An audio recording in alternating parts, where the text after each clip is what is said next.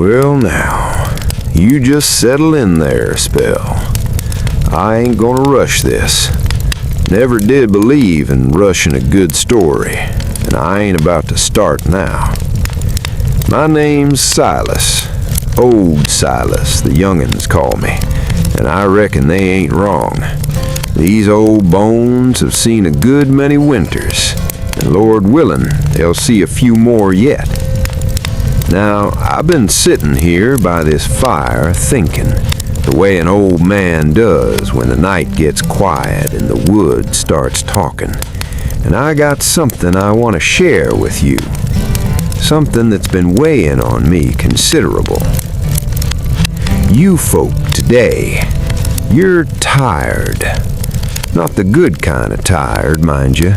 Not the kind where your hands are rough and your back's aching from a full day's honest work and you lay yourself down like a felled oak and sleep straight through till the roosters holler. No, sir. This here is a different kind of tired altogether. This is the tired that comes from a world that don't never go dark, that don't never go quiet, that keeps on grabbing at you even when you're flat on your back trying to rest. And I'll tell you what, the folks who worked this land back in 1850, the settlers, the farm families, the pioneers who broke ground and built their lives with their own two hands, they slept better than you ever will. Now, I don't say that to shame you none. I say it 'cause it's the God's honest truth. And 'cause somewhere deep down, underneath all that noise you carry around with you, I reckon you already know it. So pull up close to the fire. Let the night do what nights were made to do. And let old Silas tell you how it was. First thing you got to understand, and I mean truly understand, not just hear the words, is what dark looked like back then. Now dim, not the kind of half-dark you got nowadays with the street lamps bleeding through your curtains and that little glowing box on your nightstand. I'm talking about real dark, the kind of dark that has heft to it, the kind that settles over a cabin like a wool blanket and says, "That's enough now, day's done, come on in." In 1850, there weren't a single electric light on this whole continent, not one. Mr. Edison weren't going to show up with his bright ideas for another 30-odd years. Out on the frontier, in them log cabins and sod houses scattered across the wilderness like seeds on a March wind, you had fire. You had tallow candles if you'd done your rendering after the autumn slaughter. You had an oil lamp if you could stretch the budget to afford the oil. And you had the hearth, always and ever the hearth, throwing its amber light across the walls and making everything it touched look warm and close and good. Now here's what I want you to reckon on. Firelight ain't like that harsh white light you got today. It's soft, it's red and gold and amber. It don't fool your body none. It don't tell your brain that the sun's still up and you ought to stay awake and keep fretting. Firelight whispers. It says, wind down now. The world's getting quiet. You ought to too. And them pioneer families, without ever reading a lick of science about it, they followed that light the way a creek follows the low ground, natural-like, without thinking twice. When the light faded, they faded with it. Chores slowed up as the sun dropped low. Supper got eaten before full dark most seasons. Young'uns were put to bed early, and by 8, 9 o'clock at most, in the deep and honest dark of a frontier night, most of that household was already sound asleep. I reckon my grandfather used to say it plain as anything. Silas, there's two kinds of folk in this world. Them that fight the night and them that listen to it. The pioneers listened, partly 'cause they didn't have much choice, mind you. Candles cost money, oil cost money. Every hour you burned a light after dark was money out of your pocket, and money weren't a thing frontier families had to spare. Frugality alone pushed them toward early beds. But over time, over generations of living close to the land and close to the dark, it became plain good sense. Your body, my body, every human body the good Lord ever fashioned was built to rise with the light and rest with the dark. That's how we're made. That's how we've always been made. The pioneers didn't fight that. They honored it. And come morning, they woke up rested in a way that most folks nowadays, well, they wouldn't even recognize the feeling. Now, it weren't just the dark that made them sleep so well. It was what they did with their evenings, too. You gotta understand, them hours between supper and sleep weren't wasted hours. They weren't filled up with noise and bright lights and the kind of restless, jumpy energy most folks pour into their nights nowadays. Them were winding down hours. Transition hours, you might call them, if you were of a mind to use fancy words, which old Silas generally ain't.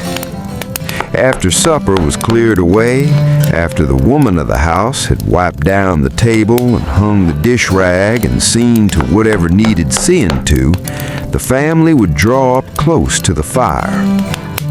Not to watch nothing, not to be entertained by nothing, just to be together in the same warm light, in the same quiet room while the world outside went dark and cold and still.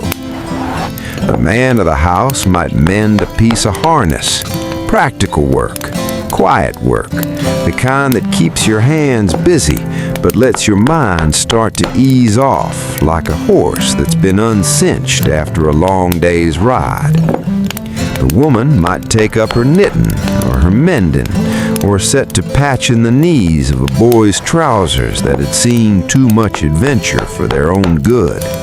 Steady, rhythmic work, the kind that, if you've ever done it, puts a real peaceful feeling over you after a while. The young'uns might sit at somebody's knee and listen to a story told low and slow, or do their letters by firelight, scratching away with a pencil stub, or just drowse the way children do, leaning up against a warm shoulder, eyes getting heavy, not quite asleep and not quite awake. And then there was the reading. In most pioneer homes, not every last one, but most, the evening wound up with scripture. Father or mother reading aloud from the good book in a voice kept low and unhurried, not as a performance, not as something to get through quick, but as an anchor, a way of saying, here's where we stand, here's what we believe. The day is done, and we give it back to the Lord. Now, I ain't here to preach at nobody. That ain't what this is. But I will say this much. Whether it was scripture or silence or just quiet talk amongst folks who knew each other well, there was something in that evening ritual that did something powerful to a body. When you do the same quiet things in the same quiet order every single night, when your body starts to know the pattern, starts to recognize what's coming, your whole self starts to let go. The shoulders drop, the breath slows, the mind stops its circling and pecking like a hen in a yard. Them pioneers stumbled onto something sleep doctors today got whole books written about without ever using a single fancy word for it. They built, out of common sense and habit and necessity, just about the most perfect conditions for deep restorative sleep that you could ask for. Soft light, quiet hands, warmth, company, ritual. And when they finally snuffed that last candle, when the room went full dark and the only sound was the fire breathing low and the people they loved breathing alongside them, they were already more than halfway to sleep before their heads ever touched the pillow. Now, when's the last time you felt that? When's the last time you laid yourself down without a screen flickering somewhere, without your mind running through tomorrow's troubles and last week's regrets? The pioneers didn't lay awake like that. They were too honest tired, too warm, too quiet inside. They just slept. Now let's talk about the bed itself, 'cause it weren't nothing like what you're sleeping on tonight. And in the ways that count most, it was better. The pioneer bed was a wooden frame, hand-built by the man of the house, jointed and pegged together, fitted tight so it wouldn't rock and creak every time somebody rolled over. Ropes strung across in a grid to hold the mattress up. And this right here is where that old saying comes from, the one your grandmama might have said to you when she tucked you in at night: sleep tight. You see, if them ropes worked loose, if they stretched and sagged and let the mattress sink down too low, you had yourself a miserable night. So you kept a little wooden tool close by called a bed key, and you tightened them ropes back up regular like. Tight ropes, firm bed, good sleep. Sleep tight. The mattress itself was a heavy cloth sack called a tickin, stuffed with whatever the good Lord and the land provided. Straw was common, especially in the early years on the frontier. Corn husks were used where corn was plentiful, and feathers, goose or duck or chicken, Lord, feathers were prized like gold. A feather tick got passed down from mother to daughter like a family Bible, 'cause that's near enough what it was worth. Now, a straw mattress, I won't lie to you, weren't exactly what you'd call luxury. It compressed and shifted. It rustled when you moved. It needed turning and restuffing come spring. But here's what I want you to study on. Them pioneers arrived at that straw mattress every night with a full day of real hard physical work behind them. Up before first light, working sun to sun in every kind of weather, splitting wood and pulling stumps and hauling water and tending stock and hoeing ground until their hands were calloused thick as boot leather. By the time they lay down at night, their bodies were done. Truly, honestly, completely done. They didn't need no fancy mattress. They needed a flat surface, a little warmth, and somebody they loved close by.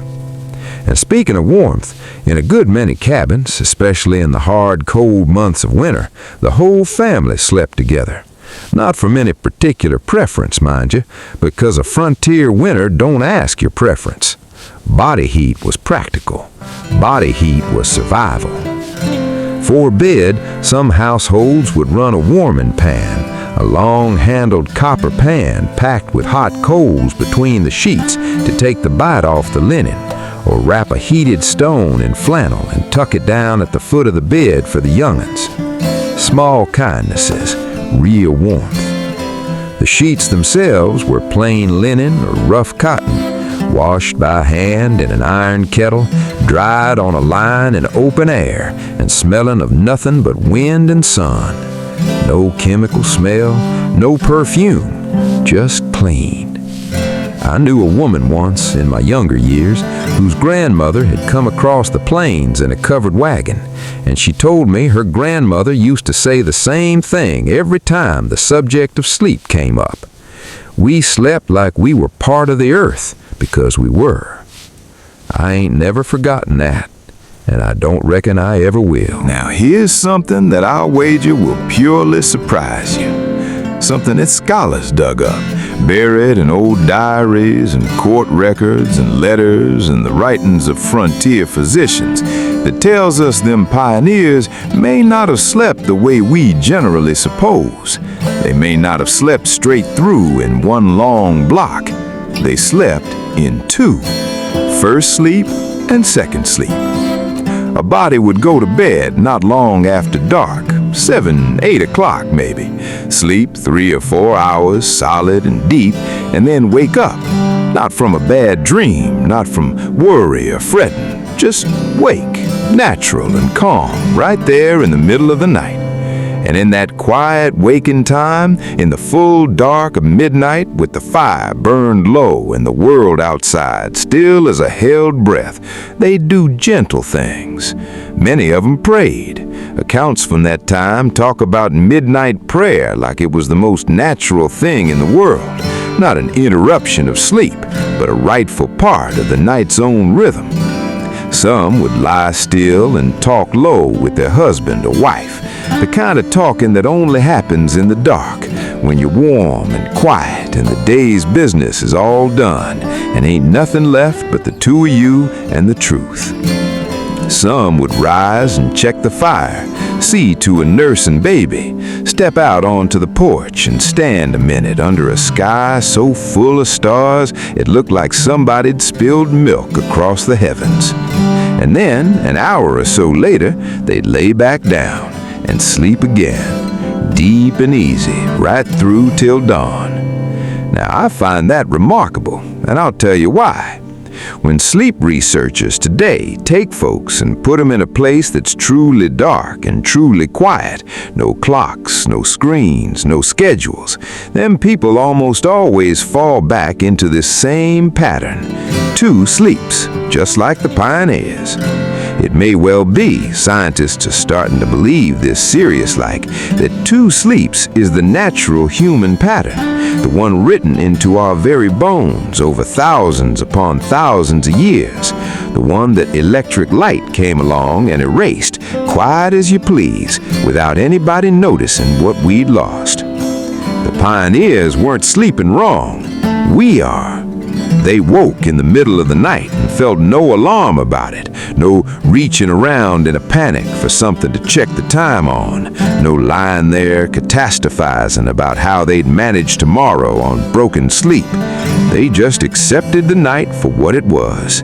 It was dark, it was quiet, it was theirs, and they rested in it, awake for a spell, then asleep again, the same way the fire rested in them late hours, burned down to coals, quiet and warm, still doing its work. I think about that midnight hour sometimes, that still, dark, private hour that some 1850 farmer might have spent lying in his warm bed, listening to his wife breathe, watching the low red glow of the coals, with not one single solitary thing in the whole world demanding his attention. No noise, no light, no world reaching in after him. Just the night, just himself, just the slow and patient turning of the earth beneath him. Lord, we lost something when we lost that. We truly did. The second sleep ended at dawn. Not when a clock told him to get up, not when something hollered at him from across the room, when the light came. And I want you to study on the difference between them 2 things, 'cause there's a world of difference in them. An alarm clock is a violence against a sleeping mind, sudden, sharp. It yanks a body up out of deep sleep like pulling a fish out of still water, leaves you gasping and disoriented and sore at the world before you even opened your eyes proper. But the dawn? Now the dawn is a conversation. It starts quiet, just a thinning of the dark way off in the east, a shade of blue where there was black before, then purple, then the first pale wash of gold above the tree line. The birds hear it first, always the birds. One calls out, just one far off, and then another answers, and then another, until the whole world round about is waking up together, note by note, slow and easy, same as it's done since the first morning there ever was. That's how the pioneers woke up. Their cabin windows didn't have heavy curtains shutting the light out. Mostly they had oilcloth or plain wooden shutters, let the morning in same as it came. The rooster out back did his duty. The cow let it be known she was ready to be milked. The world announced itself, and the sleeping body, already floating up near the surface in them light early morning hours, just rose to meet it. Gradual, gentle, ready. And they would tell you, any one of them would tell you, there ain't a finer feeling in this life than waking up that way. Not dragged up, not shocked up, called up by the world itself, rested, clear-eyed, grateful for the day. The body's got what you might call an inner clock, a natural rhythm that runs on light. Morning light tells it time to rise, time to move, the night is done. The pioneers got that light every single morning of their lives without trying for it, without buying anything, without following anybody's morning routine off the back of a book. They just lived close enough to the world to receive what it was offering. Try it sometime. Go to bed when it gets dark, wake when the light comes, just for a week. See how that feels. I reckon you'll find out real quick what them pioneers knew all their life. Now, I'm an old man, and old men know better than most that you can't go back.